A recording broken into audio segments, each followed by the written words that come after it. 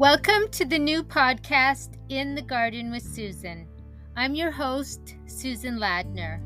I will aim to bring you top quality information on how to save open pollinated seeds, grow a garden, and preserve what you grow.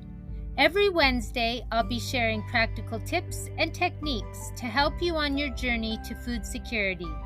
Join me as I preserve the abundance of produce that my garden provides. Learn new ways of putting food away for the winter and some old ways that are from another century. You can find this podcast on Shopify and at my website. Come on, let's go wander down to the garden and awaken the dreams, history, and love that is held inside every seed.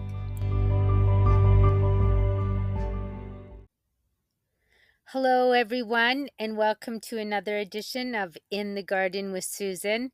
And today we're going to talk about another tuber, sort of like we're on the theme of roots. I know I've gone off from making the medicines, but I'm a little bit intrigued right now with some of the tubers that I'm pulling out of the ground. And next week, I probably want to talk about the yucca and then the Chinese artichokes. But today, I want to talk about the Apios Americana. And they are a forgotten treasure of North America. So they're usually called American groundnut. They're also called the Indian potato, or also hopness. I don't even know if that's the proper way to say it. It's a little bit hopness, but it is a Native American perennial vine, and it is prized for its edible tubers and beans. And historically, it was a vital food source for Indigenous people and early settlers, although it fell out of favor with the rise of industrialized agriculture. So today, this remarkable plant is being rediscovered for its nutritional value, ecological benefits, and potential role in resilient agricultural practices. And I grew these guys. I had them out inside the greenhouse, and then the greenhouse blew apart. And I left the steel structure, and they're a vine, and they were growing up the steel structure. And I don't even think when I dug them up, I don't think I got them all because they really travel. These potato beans, they really went out, and I tried to dig as much up as I could. But they're commonly found in wet, nutrient-rich soils along rivers, streams, and forest edges. And it has the ability to fix nitrogen in the soil, so it enhances its environment and promotes healthy plant communities. And the vine grows vigorously using other plants or structures for support and is highly adaptable to various light conditions from full sun to partial shade. Now, looking at the historical and the cultural importance, the indigenous peoples cultivated and consumed Apios Americana for centuries. Its tubers provided essential nutrition, were often prepared roasted, boiled, or mashed, and the beans found in its pod-like fruits were also eaten as protein-rich complement. In some communities, the plant carried cultural significance, representing abundance and survival during difficult seasons. The European settlers learned of the groundnut from the indigenous communities, and it played a crucial role in preventing famine during harsh winters. Its prominence is noted in early settler accounts, particularly as a life-saving food for the pilgrims. However, its popularity has waned with the spread of more easily cultivated crops like potatoes and corn. Some of the features it has is the leaves are pinnately compound with 5 to 7 leaflets, giving the plant an elegant feathery appearance, and it is beautiful. When it was growing, I've never seen a plant like that. Like, it really looked nice. And the flowers were pea-shaped and highly aromatic. And the flowers range in color from pale brown to a deep reddish purple, and they bloom in late summer to early autumn. The tubers are the plant's most notable feature, and they grow in chains along underground rhizomes, and their shape and size vary, but they all offer a rich, nutty flavor when cooked. And the beans that are found in the pods, up to 10 centimeters long, can be cooked and eaten like peas or lentils. So it's quite an amazing plant. Like, and I'm amazed that my plants were not taken care of. I know I say this all the time about everything I grew this year, but it's kind of true. Like, I was spread out too thin and didn't have enough water, and nor enough time really to be taking care of everything, because we just didn't get the rains. And but these guys were lucky that they were in the greenhouse, and the greenhouse was right beside, well, I use that term lightly. Let's say the cage, the greenhouse structure was right beside the swimming pool, and where the water came out to water. And so these guys got more water than most of the garden. When I did put them in, if they had any nutrition, it would have been if they were able to get it from, I planted some peppers and tomatoes around it. And I did give those guys some amendments when I planted. So they did have it pretty good. Like, they had it not so bad in there, but again, I was caring more for the plants around it, and sometimes I did remember to water them specifically, like they were growing up. But I didn't actually get any beans. But like the pods, there were these really tiny, like almost like seed-like things that were inside the beans that grew from the flowers. But we'll get into that a little later, because I want to know what happened that I didn't get them. So for growing this plant, it's easy to grow, and it does thrive with minimal care. You want moist, fertile soil with good drainage, and that's probably where my plants didn't do as well as they could, because it was a really dry year and they did not get probably as much water as they needed. And the plant performs best in slightly acidic to neutral pH conditions. The plant tubers should be planted about 8 centimeters deep and spaced 30 centimeters apart in spring. And you provide support for it, as it is a climbing vine, and it does benefit from a trellis or support system to encourage upright growth. And regular watering during dry spells and occasional weeding are the primary requirements. The tubers are best harvested in late autumn after frost, as the cold will enhance their natural sweetness. And propagation is typically done by planting tubers, but seeds can also be used, though they require stratification for successful germination. Now, for using this in the kitchen, it's very versatile. The tubers can be roasted, boiled, or fried and used as a substitute for potatoes. Their nutty, slightly sweet flavor pairs well with herbs and butter. The beans, you can cook them as you would other legumes, adding them to soups, stews, or casseroles for a protein boost. And the dried tubers can be milled into a fine flour that is ideal for bread, pancakes, or thickening sauces. And so for the nutritional aspect, the Apios Americana is one of the few tuber crops that combines high protein content with complex carbohydrates. Its tubers contain 3 times more protein than potatoes, along with essential amino acids, fiber, and minerals such as potassium and iron. And this makes it an excellent choice for nourishing diets, particularly in regions where food diversity is limited. And I just think that this isn't it's incredible that a food that has this much nutrition in it is so easy to grow and is a perennial. I don't know if we've really talked about that yet, but hopefully it's coming up.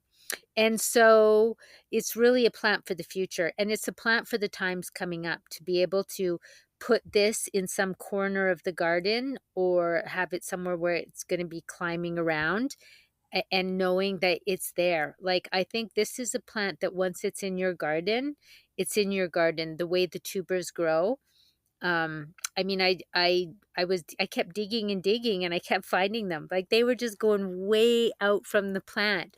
And so the Apios Americana offers a robust solution for gardeners and farmers seeking crops that are hardy, nutrient dense, and low maintenance. Its perennial growth, there we go. Its perennial growth habit reduces the need for replanting, while its nitrogen fixing ability improves soil health naturally. These traits make it an excellent candidate for enriching gardens and diversifying food production systems. And I must tell you, I'm really impressed that it was the first year I grew these guys, and some of the tubers were a nice size. Like, I know that I'd seen pictures that the tubers I got in the mail, that I planted in the spring, they were quite small. And so the fact that in the first year some of the tubers got rather large, and some of the tubers were almost cigar shaped, like they were really quite large. And I was really impressed with that, for how I don't want to even really say neglected, but they did not get the moisture they needed. I knew that. I just couldn't actually get the moisture to them as much as they needed. And they did impressively well, although they were in a good spot, as I said. So the well, there it's I think it's a critical food that we need. If it was so important back and it helped the pioneers get through winters, and I think this is something that we might need coming up to get through some of the things that might be coming. And especially just knowing that there you can go out and dig these tubers up in your garden, and it's another crop. I first of all, I really love perennials. I think these are the way to go. Well, I love annuals also. Like, both I think are important, but some of these perennials I think are even more important, that they can be put into some growing. And this is even a plant I think you could put out. Like, it was beautiful. This is something you could even have out in your flower garden, that where you could have something vining, because it was very aesthetically pleasing. And I would have, if I didn't know that there were tubers growing under there, I wouldn't have really even realized, because the little flowers, like everything about it, it was a very beautiful plant. So this is something that can really go anywhere. And then there's food under there for you, and even the beans. So I'm going to talk now a little bit about some of the recipes. And as usual, all of this, I just going to take this podcast that I've talked about, and I'm going to throw it in a blog. So if you're looking for these recipes, you will find them on my website. And so I'm not going to go right through the recipes. And one thing I will say, they're not measured in cups. I like recipes in cups and things like that. But this is all in grams. So you'll have to excuse me on that one. And, I think with a lot of these recipes, you can just throw them together. You don't even really need to measure. First, we have roasted groundnut tubers with herb butter. And this is a rustic dish that brings out the nutty sweetness of Apios Americana tubers. And it sounds delicious. You've got your ground tubers, olive oil, salt, pepper, butter, parsley, fresh thyme, and ginger. And you're just going to scrub the tubers clean under cold water, but leave the skin on for added texture and flavor. Toss them with everything to ensure that they are, just toss them with olive oil, salt, and pepper, ensuring they're evenly coated. Spread them out on a baking tray and roast for 30 to 40 minutes, flipping halfway until golden and tender. And then you're going to combine the butter, parsley, thyme, and garlic in a small bowl and serve the roasted tubers with hot with a dollop of herb butter on it. Like, yum. There's also a creamy ground nut soup, and it's a comforting protein-rich soup with a smooth and hearty texture. And basically, you just got your groundnut tubers peeled and cubed, a medium onion, garlic, cloves, oil, vegetable stock, whole milk or cream, and then you've got some spices in there. There is a groundnut bean stew, and this is a hearty, flavorful stew featuring groundnut beans and seasonal vegetables. And in this one, you take the groundnut beans that are soaked overnight, not the tubers, and you've got your olive oil, onions, carrots, celery, garlic, canned tomatoes, vegetable stock, and some spices. And so, really for these beans, you rinse the soaked beans and place them in a pot of water and that have been soaked overnight, and then simmer them for 30 to 40 minutes until tender. So they're not taking too long to cook, which is kind of nice. There's also the ground flour or groundnut flour pancakes, and they're light, fluffy, and packed with flavor, and they're perfect for breakfast or dessert. And you take your groundnut flour, which is made by grinding dried tubers, and then you have your pancake ingredients there. And so some additional recipes I found are groundnut mash with garlic and chives, and it's a simple dish that puts a twist on classic mashed potatoes. Then there is a groundnut and lentil curry. And this is a spiced, protein-rich dish that celebrates the groundnut's nutty flavor. And you're taking the groundnut beans soaked overnight.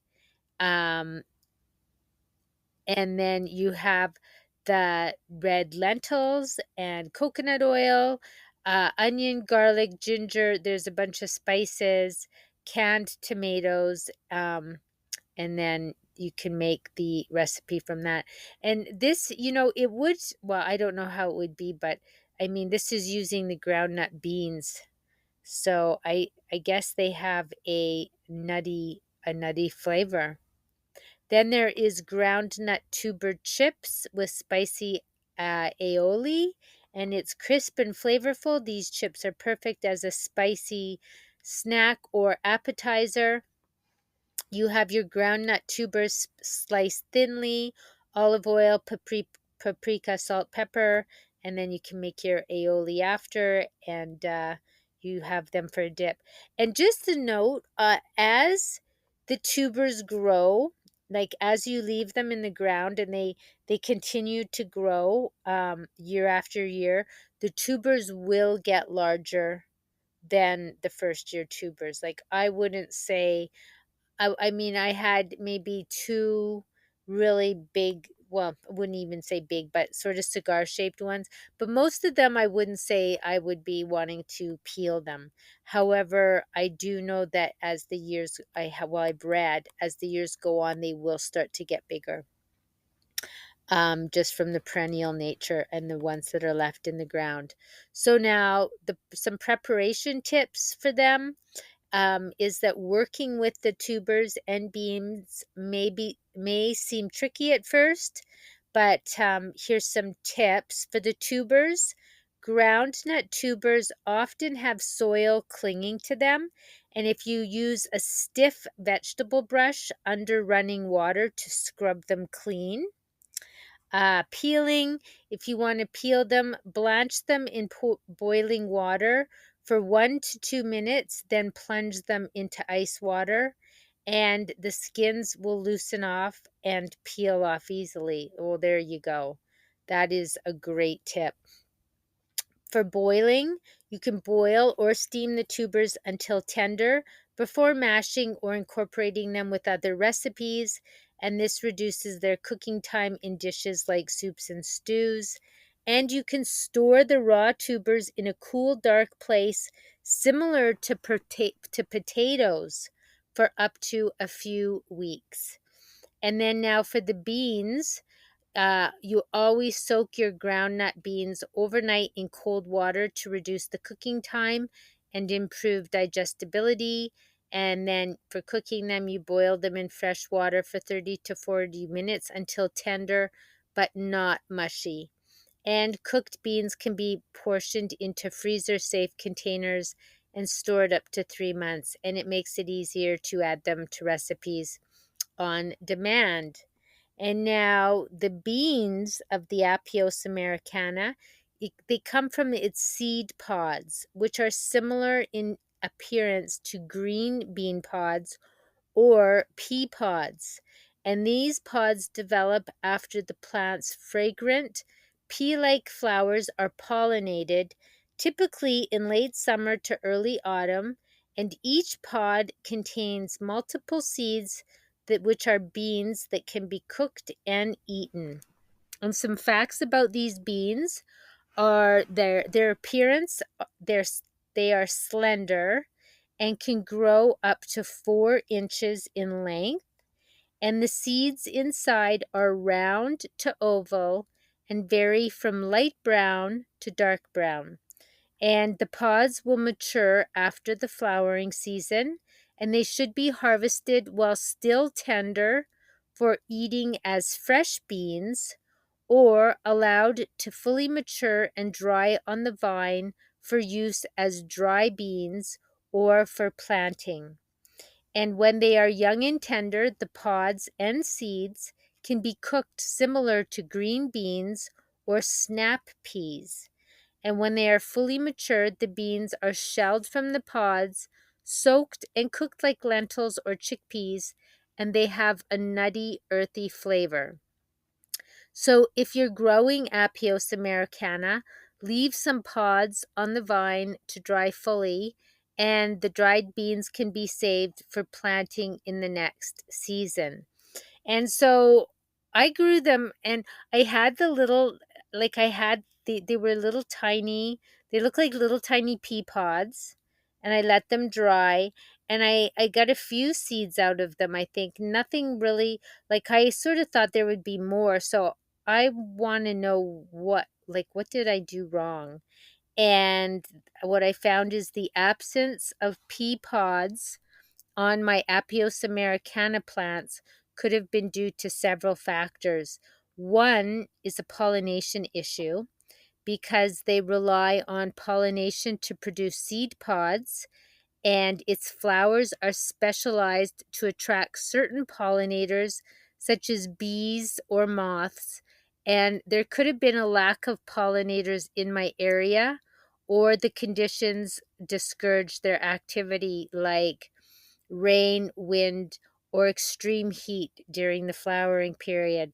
And there we have it. We had heat wave after heat wave in BC.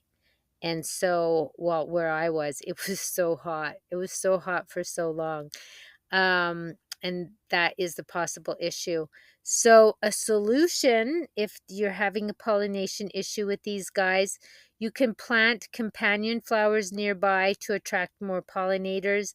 And I had a bunch of calendula, and there was actually some little gem um, flowers all over near them, and like there were flowers right at the base of some of the plants. And so if pollinators are scarce, you can try hand pollinating the flowers by transferring pollen between blooms with a small paintbrush, if you have a lot of time on your hands. Okay, so now stress. Another possible problem could have been stress from the growing conditions, and this is probably what happened to me.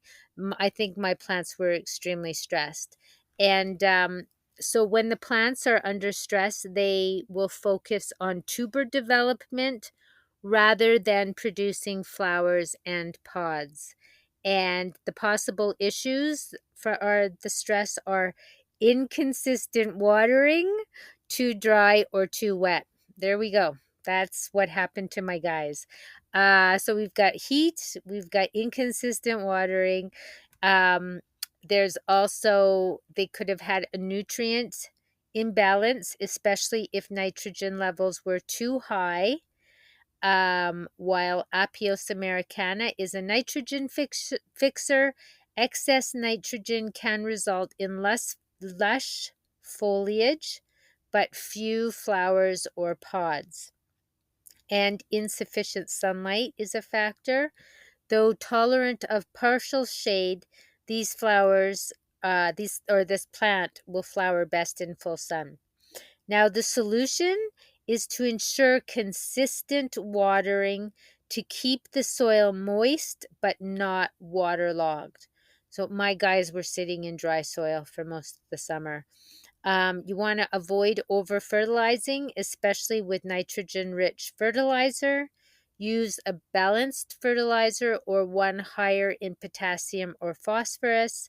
And you can plant in a location with more sunlight if necessary. Plant age is another reason they might not be making a bunch of beans, because well, and this is another reason. The Apios Americana often focuses on tuber development in its first year. Pod production may increase in subsequent years as the plant becomes more established. There we go. Like, I did everything wrong with these guys. Well, this wasn't wrong because there's nothing I can do about having them for the first year. But I mean, everything was against not having any beans growing for me. So the one of the issues is the possible reason my plants didn't produce any beans were because my plants were too young to devote energy to flowering and seed production. And the solution is to be patient and allow the plants to mature over the next growing season. Perennial growth will often lead to more flowering in the second or third year. Another reason could be the timing of flowering. The flowering and pod setting period can be affected by the local climate and day length. If the growing season was unusually short or disrupted, the plant might not have had enough time to develop pods, and a possible issue is late planting or an early frost cut the growing season off short. And the solution is you can plant tubers earlier next season to allow a longer growing period, and mulch around the base of the plants to extend the growing season by insulating the soil against temperature drops. And so another thing is not all Apios Americana plants produce abundant pods. Some strains are more focused on tuber growth, and there is significant genetic variation within this species. So a possible issue is that your plants may belong to a strain that is naturally producing fewer flowers or pods, and the solution is to obtain seeds or tubers from a source known for robust flowering and pod production. If you save seeds, select from plants that do produce pods to encourage better traits in future generations. So another thing is flowering, but no pod development. And if your plants produce flowers, but no pods formed, it could indicate incomplete fertilization. And this happens if pollen doesn't transfer successfully to the stigma. So the possible issue is weather or environment conditions such as humidity interfered with pollen viability. And a solution is to monitor flowering next year and consider hand pollination if necessary. Now I want to talk about how to store them for the winter, because you dig all these guys up, they're very beautiful, and with proper care, they can remain viable for eating, planting, and into the spring. So storing the tubers for eating, You're going to dig them up after the first frost when the plant is dormant, and frost will enhance their natural sweetness, and you gently clearing off the excess soil, but you don't want to wash them if you plan to store them for long term, as moisture can promote rot. And the storage conditions, you want to keep the tubers at 0 to 4 degrees Celsius, and a root cellar, cool basement, or the crisper drawer of a refrigerator works well. Maintain high humidity of 85 to 90% to prevent the tubers from drying out. Store them in slightly damp sand, sawdust, or peat moss inside a breathable container such as a wooden box or burlap sack.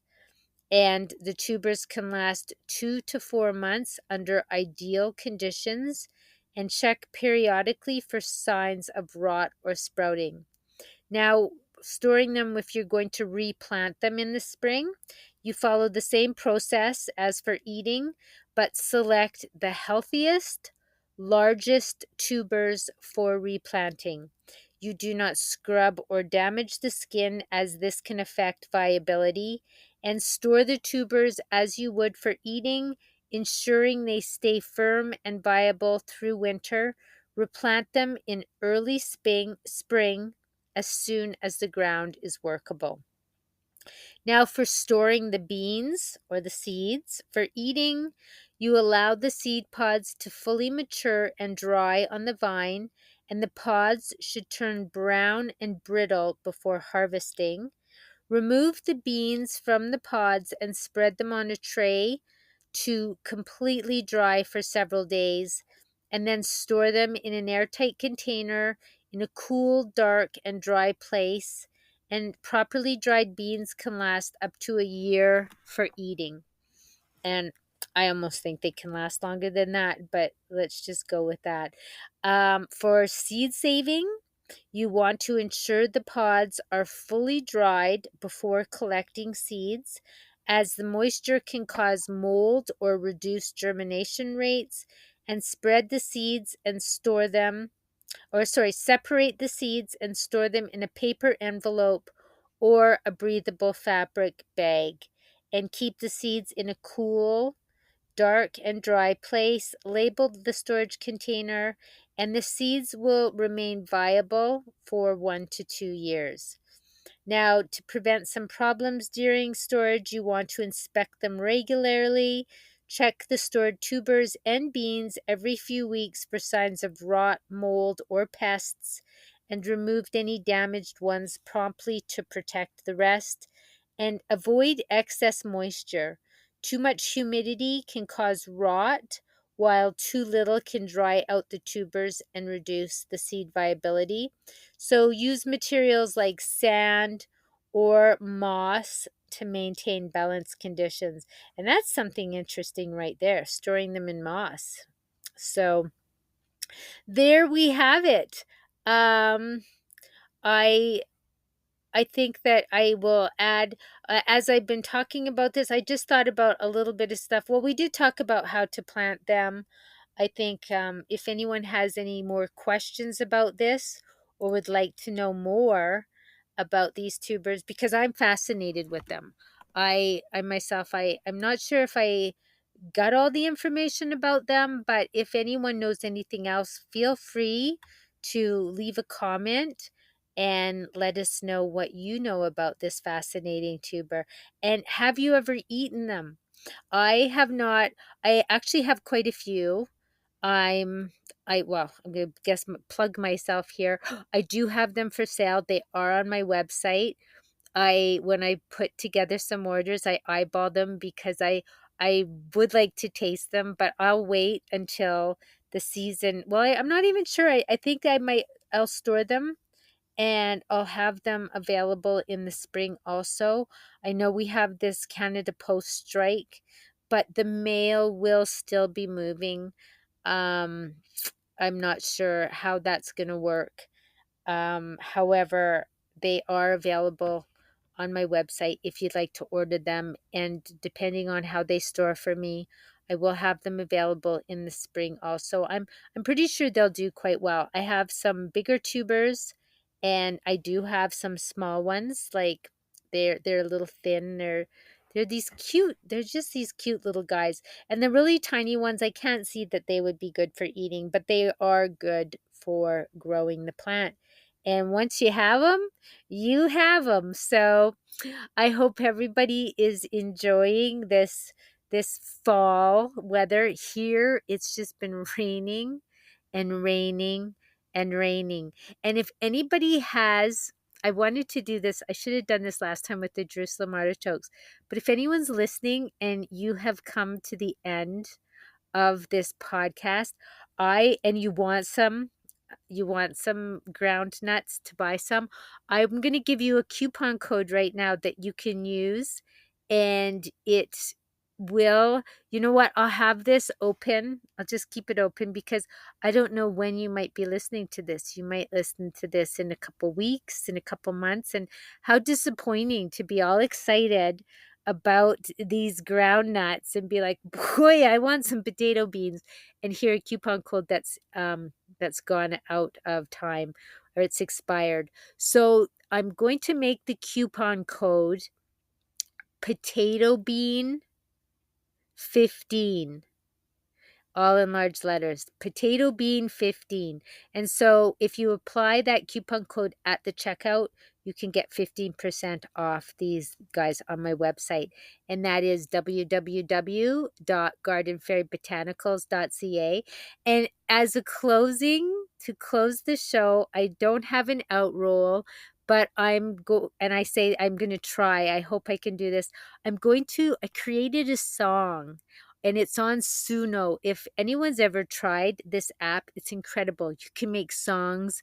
You just put in a prompt. You can tell it what you want the song to be made about, and you can say what kind of music you like, or you can say hardly anything and it'll create it. And so I've created a song to go with my podcast, and I hope as I bid you adieu that this song will be following. So I will talk to you guys next week. Thank you for listening, and I will see you in the garden.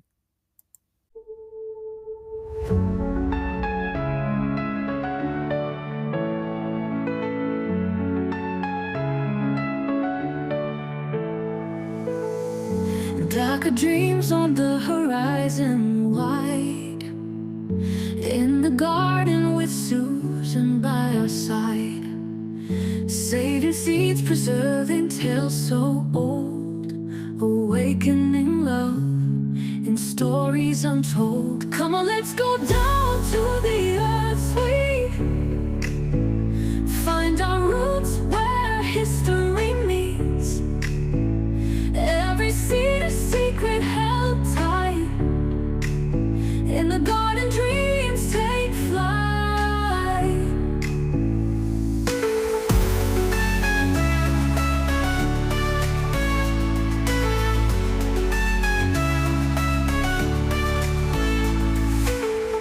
Rose of green whispering in the breeze, in our hands the future guarantees. Each bloom a testament of grace, in the soil the past finds its place. Come on, let's go down to the earth we find our roots where history meets.